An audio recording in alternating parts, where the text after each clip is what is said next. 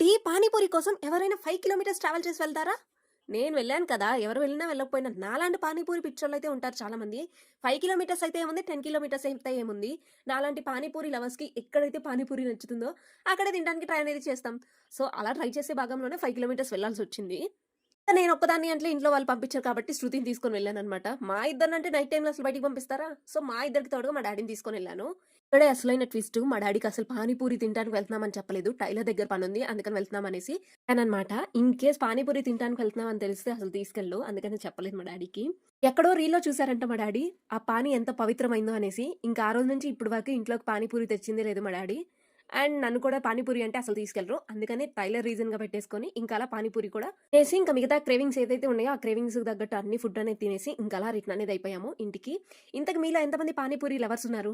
కింద కామెంట్ అనేది చేయండి. అంతకంటే ముందల వీడియో గనుక మీకు నచ్చినట్లయితే please do like, share and subscribe to my channel.